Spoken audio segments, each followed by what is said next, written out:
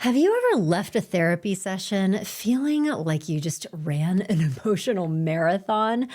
High intensity therapy clients can sometimes push us in that way, but with the right tools, you can meet the challenge without losing yourself in the process. By the end of today's episode, you will have practical tools to protect your emotional energy while you are working with some of the clients who need you the most, and even more importantly, have a way to thrive in our amazing shared profession without burning out.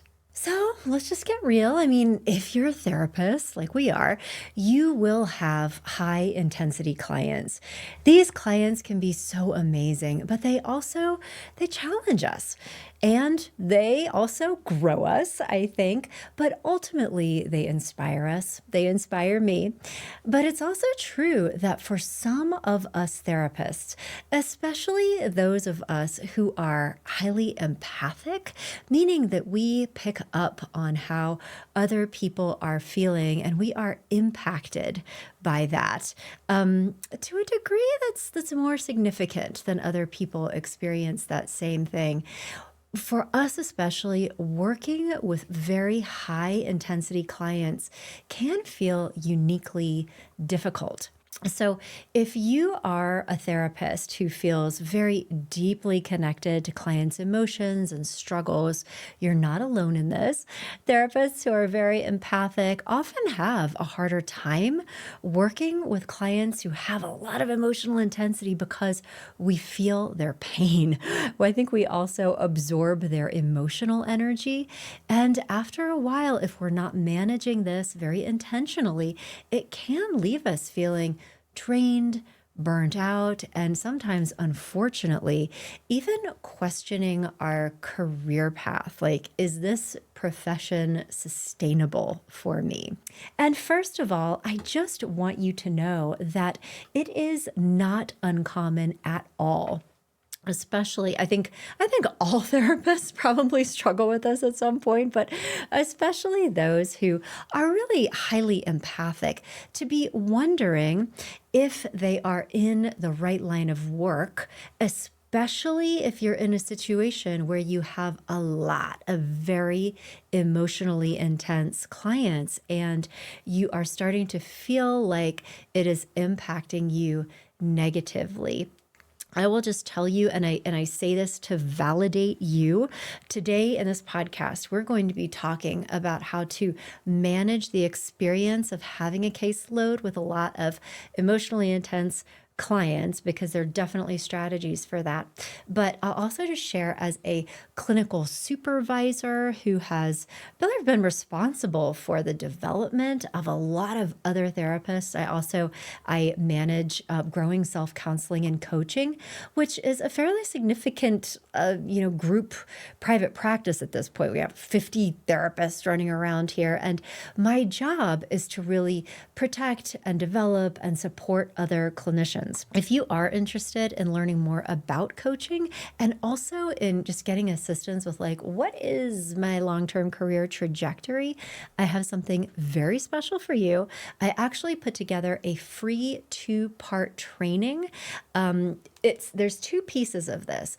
Ultimately, it is the coaching certification for therapists, the ultimate guide, which will help you understand what coaching is, how it works, why a therapist would get certified, how a therapist would get certified, the different kinds of coaching certifications. But the first part of this is really like a big workshop with me, where we're talking about how you get clear about your life goals, your career goals, and how to craft that professional trajectory, whether it's moving towards a specific niche as a therapist, or whether it turns out that coaching would be a good path for you. You'll get clarity about both of those things through that training. So if you want to grab that, you can come to my website. It's growingself.com. Go to /therapists. And there you'll find not just that free 2-part training, but also an archive of all the articles, a podcast that I have on my site that I've made for you to support you in this profession, because We are in this together. First and foremost, in my experience, one of the things that makes emotionally intense therapy clients challenging is because of the boundary testing. In my experience, high intensity clients, the reason why they are high intensity is because they push our boundaries. And this can look like a lot of different things. Sometimes just very high intensity clients can be very dysregulated in our sessions. They struggle to set boundaries with themselves, is kind of how I conceptualize it. And because it is so hard for them to kind of calm themselves down, I think that we can sometimes be put in this position where we need to help them put themselves back together again. And this can certainly happen in individual therapy. It also happens in couples counseling, particularly with couples where one or sometimes both people are extremely reactive. They can get very angry, upset, and start, maybe saying or doing things in couples sessions that are counterproductive to healing a relationship. And now you have to try to contain it. And creating those kinds of boundaries in our sessions can take a ton of energy. Either you may have a client who is having feelings about you. I have had relationships with therapy clients, sometimes people who, through no fault of their own, have had a very, very challenging, deprived, neglectful, even abusive early life experience. And as a result, of course, they have attachment issues or sometimes really serious trauma histories, but sometimes those things can get attached to you. And so in terms of transference and countertransference, not only can high intensity clients start relating with you in a way that understandably is really coming from their history, a lot of anger, sometimes accusatory kinds of things, but it can also turn into these feelings of countertransference for us. I mean, in some of these very intense moments, it can start to bring up our own things. We can start to feel a little bit afraid of clients, right? Or worried about how we're going to manage the intensity of the situation, particularly if we have a client who may be lashing out at us, projecting like weird things on us, and that is difficult to manage. It really is. And then, above and beyond that, it's also true that there are clients, particularly if you are a therapist who's working with major mental health stuff, where there are really high stakes situations, high stakes cases. I mean, you can have clients who are suicidal, who are engaged in self-harm or other very dangerous, risky behaviors.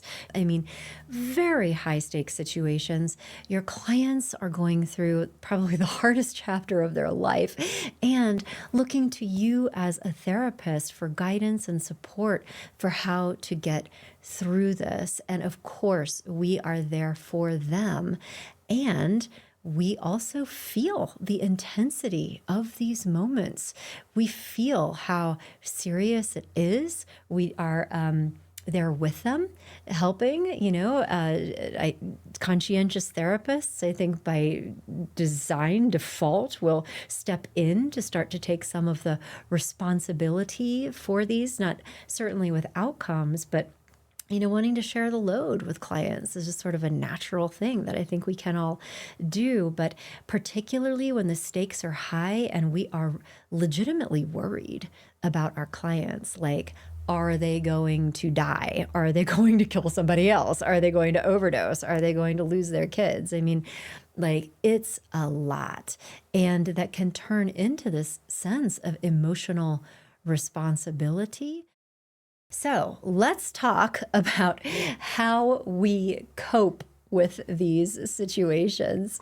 I'm sure this does not surprise you at all to hear me say, but boundaries are incredibly important for us therapists all the time anyway, but especially when you are working with high intensity clients.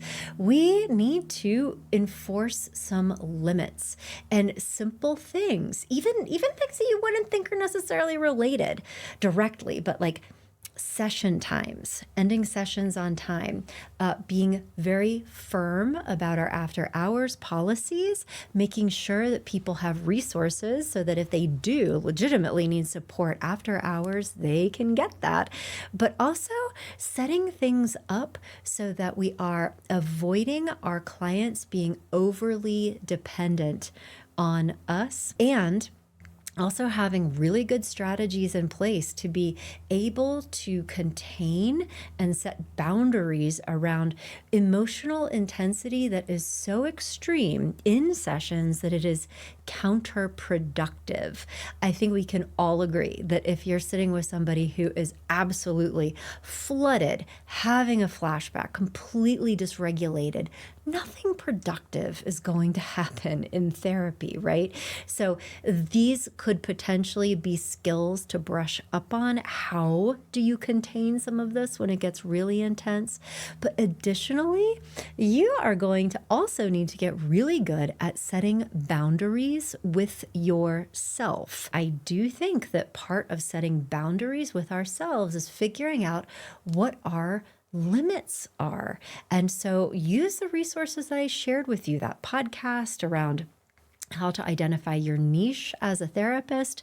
Grab that free 2-part training that I talked about around how to design a career path as a therapist, because that will help you get clarity around, do my boundaries need to be to take myself and put myself in a different professional environment, because that is okay.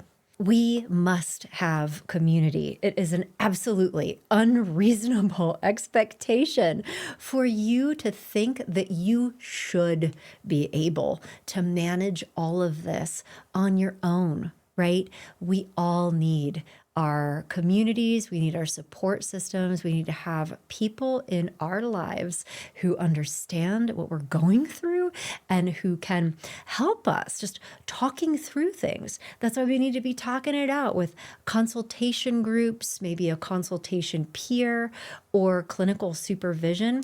You guys, I have been licensed for a long time, and I still take advantage of professional mentors, consultation groups. I mean, I consult one-on-one with trusted colleagues when I have stuff coming up, like this feels really big.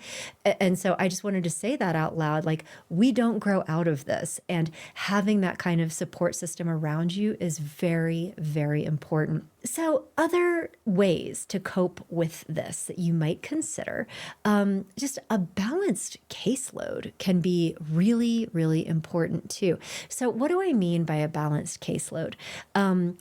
If you think about a full-time caseload, maybe if you see 20, 25 clients a week, ideally it should be like a bouquet, right? So you have some maybe more intense therapy clients, but know your limits with this. I mean, is it 3? Is it 5 who might have suicidal ideation, complex trauma, a lot of emotional dysregulation, more serious major mental health issues? Think about what that ratio of high intensity clients is for you at its healthiest form. And then what else needs to go into that bouquet to round it out? When you think about balancing your caseload, know that it's not optional. If you work with high intensity clients, it's really something that you need to do in order to have a long-term sustainable career. So I sincerely hope that this conversation was helpful for you, that it gave you hopefully some clarity. If you've been feeling the stress of working with high intensity clients, but haven't really had the language for it, I hope that that helped. I hope that you feel validated as a result of this today, but most importantly, I hope you walked out of here with some actionable strategies, things that you can do in order to make this better. Connect with me on LinkedIn to keep this conversation going. And of course, if you haven't yet, be sure to like and subscribe this YouTube channel and/or subscribe to this podcast on iTunes, on Spotify, so that you and I stay connected. And so I'm able to funnel you more free advice right to you for your benefit. Thank you again for spending this time with me today. And I'll be back in touch next week with another episode of Love, Happiness, and Success for Therapists.